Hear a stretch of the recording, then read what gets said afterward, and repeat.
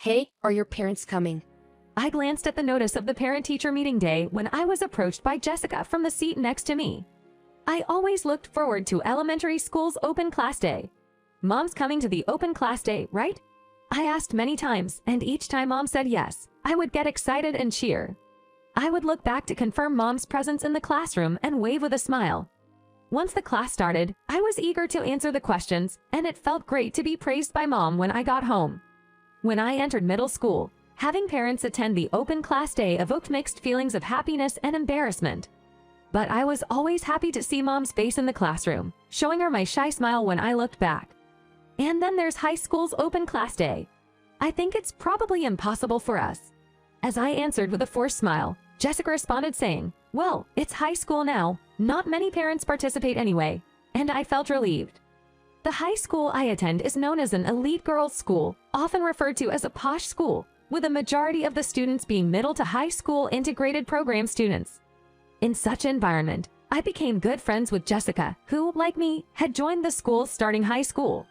Despite deciding to attend this school at my grandfather's recommendation, I often feel out of place here. After returning home, I would heat up some food from the fridge in the microwave, chat with Jessica and my middle school friends on text, or dig through videos on my phone when I heard the front door open. "I'm home. Have you had dinner?" Dad asked, and I replied yay without taking my eyes off my phone. It's been almost 2 years since we started living just the two of us. I do help out a bit, but seeing Dad try to handle both work and household chores, and trying to communicate with me more than ever since Mom's death, I can't help but think how tough it must be for him. And yet, the hole left in my heart from losing Mom just can't seem to be filled. "By the way, there's a parent-teacher meeting next week, right?" As Dad paused eating his meal to ask me, I felt my heart drop. When I asked how he knew, he said he checked the annual schedule. "You don't have to come. Hardly any parents come to high school's open class day anyway, and it's mostly mothers, so a dad would stand out. You wouldn't want that, right, Dad?" I thought saying this much would convince him not to come, but "Now that your mom's gone, it's only natural for me as a father to attend the parent-teacher meeting. Plus, I'd like to see what kind of classes the teachers are conducting at school." as I gave Dad a look, he said, "Don't worry about work, I'll manage." and he smiled. But that's not what I'm worried about. During lunch break, while I was chatting with Jessica in the schoolyard, "Hannah." I was called from behind. Whoa, he really did come. I turned to look at Dad while murmuring to myself, and couldn't help but burst into laughter. His knit sweater and chinos weren't bad, but I just couldn't handle his glasses and heavy bangs. Do I look weird?" To a perplexed Dad, "Nah, you're fine," I responded. After briefly introducing Dad to Jessica, since there was still time before the 5th period open class, we decided to tour the school together. "Are you sure it's okay to be walking around at this time?" Despite my concerns, Dad seemed carefree. "No one cares about me. Oh, here it is. I wanted to see this with you, Hannah." Dad peered into a glass case placed in the hallway. It was filled with many trophies, shields, and photos. One of them caught my eye. It was a picture of Mom smiling with a trophy in her hands. Next to it, there was a trophy with the inscription, "National High School Tennis Championship Winner." My mom also graduated from this school. I've heard about the old days before, but seeing these photos and realizing that Mom was once my age feels somewhat strange. "I always thought Hannah took after me, but looking at these photos, I see traces of Susan too." Having my dad say that made me feel a bit ticklish. Walking down the hallway towards the classroom, I see Miss Davis in my line of sight. She's a new teacher who started this year, but honestly, I'm not a fan. The reason being, she favors the students from integrated program.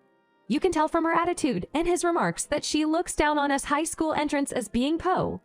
It's unbelievable for a teacher to discriminate against students like that. But she's still my homeroom teacher, so I have to greet her properly. "Miss Davis, may I have a moment?" As I timidly called out, Miss Davis turned around. "This is my father." Dad greeted Miss Davis with a smile and thanked her for taking care of me. Miss Davis glanced at my father and quickly adjusted her glasses. "Excuse me, but do you know that today is Parent-Teacher Conference Day?" After throwing out that mocking question, she continued, "To think that you'd come to our prestigious school's Parent-Teacher Conference without a suit. How typically unsophisticated of a high school entrance parent."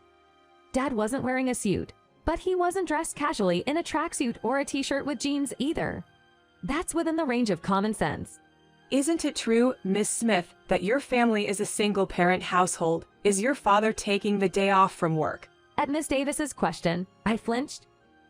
Yes, I didn't go to work today. My dad answered nonchalantly, causing Miss Davis to frown. A single-parent and unemployed introvert. That's just the worst. Hearing such harsh words, my blood boiled. My dad is. Before I could say anything, Dad stopped me. Without apologizing, Miss Davis quickly left, saying that she had preparations for the conference.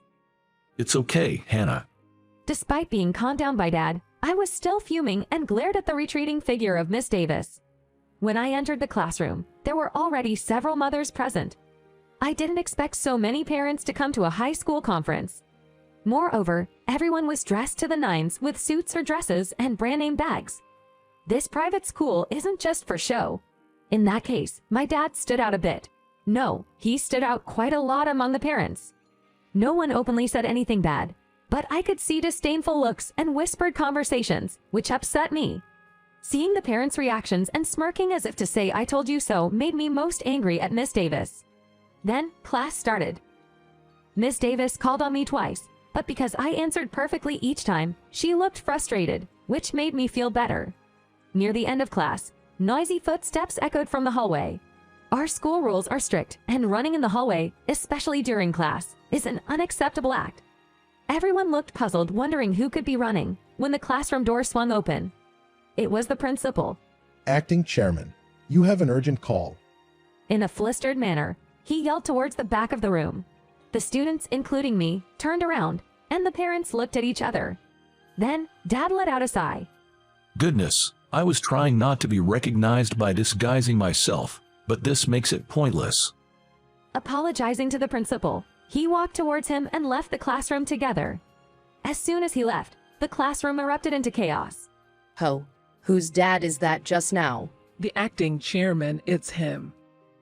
In the midst of the commotion stirred by the classmates who were with us since middle school, Jessica whispers to me secretly. Hannah's dad. He was the acting chairman all along. Sorry, I didn't tell you. I still can't quite believe that my dad is now the acting chairman of this school. After all, he was just a regular office worker until recently. I apologize for causing such a commotion. My dad, who had returned to the classroom, bows his head. The attitudes of the mothers have completely changed, and they were now offering polite smiles to my dad. It's just so typical of them. After class, Miss Davis bowed deeply to my dad. I was not aware that Mr. Smith was the acting chairman. I am terribly sorry. The gaze of not only the students, but also the parents, is gathered in unison. We, the students, have to leave school because there is a meeting after this. Let me know what happened later. Leaving these words to my dad, I left the classroom. Later, I heard from my dad about the meeting. Miss Davis confessed to the parents that she had been favoring the students who have been with her since middle school, and apologized. On top of that, she talked about his past. Miss Davis's father was a heavy drinker who loved to gamble and hardly worked. Her mother, fed up with her husband, left home, leaving the children behind. Miss Davis took care of her younger sister while doing housework, struggled to go to college, and obtained a teaching license. After getting a job, she left his father's house and is now supporting her sister, who is preparing for high school entrance exams. I've been living with my pride intact by identifying myself with single-parent and po people and despising them. Hearing Miss Davis's confession, I felt a pain in my heart. I always thought she was full of confidence and probably had walked the elite path, so I didn't know she had such a tragic past. After her self-introduction, my dad introduced himself again as the acting chairman. I'm still new and inexperienced in the role of acting chairman, so I would appreciate your help. If there are things you want to improve or points of concern, please feel free to consult with me. My dad becoming the acting chairman was triggered by the death of my mom. The school I attend is run by my grandfather as chairman, but I had never met my grandfather or even knew of his existence until my mom passed away. That's because my grandfather opposed my mom's marriage to my dad, and they eloped. When my mom died from an illness when I was in 8th grade, I met my grandfather for the first time at the funeral. My mom had continued to send letters to my grandfather even after she was disowned, and he knew about me through photos. My grandfather said that he had forgiven my mom and dad, but his pride had prevented him from going to see them. I'm sorry, Susan. If only I had come to see you earlier. My grandfather apologized to my dad and me and asked us to become a family. Of course, I'm sure Susan is happy in heaven too. My dad gladly accepted, and even though I was sad to lose my mom, I was happy to know I had a grandfather. I was just about to prepare for high school entrance exams, and at my grandfather's suggestion, I decided to apply to the current school. Not only that, my grandfather asked my dad to succeed him, and my dad, after much deliberation, quit his job and became the acting chairman. I didn't want to be treated special as the granddaughter of the chairman and the daughter of the acting chairman, so I kept it a secret from my classmates. That's why my dad disguised himself at the class observation so the teachers and staff wouldn't find out. Miss Davis was new and had only exchanged brief greetings with my dad once, so he probably didn't recognize him. Only the principal was told that my dad would be attending his daughter's class observation, but my dad chuckled, saying he didn't think it would turn into such a situation. After that, my dad established a grant scholarship system for single-parent households. And to Miss Davis. Why don't you let your sister try taking the entrance exam for our school? He made such a proposal. As a result, Miss Davis's sister passed. She was able to apply for and receive a scholarship. Later, Miss Davis came with his sister to thank me. Even though I was so rude, you thought of us and I don't know how to thank you. Thank you very much. At that point, my dad confessed his past. Actually, I also came from a single-parent, impoverished family and had to struggle. I had to get a job right out of high school to support my siblings. So, when I heard your story, I thought I wanted to give children from single-parent and PO families the chance to further their education.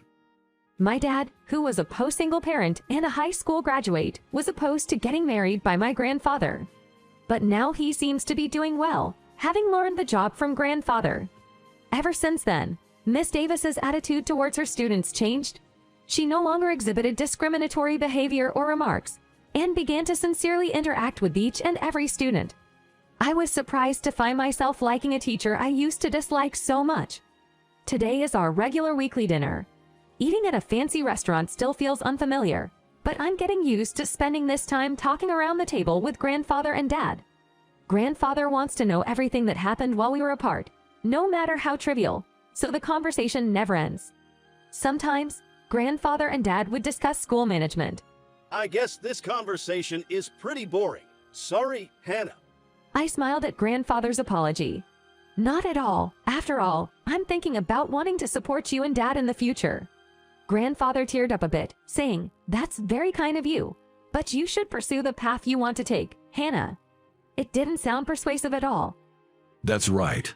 The thing that makes us happiest is knowing that you're doing well, Hannah. Thinking of Mom, I felt a warmth welling up inside my eyes. The loneliness of losing Mom will always be there. But I'll be all right because I have a family who loves me. I will also set clear future goals for the sake of these two.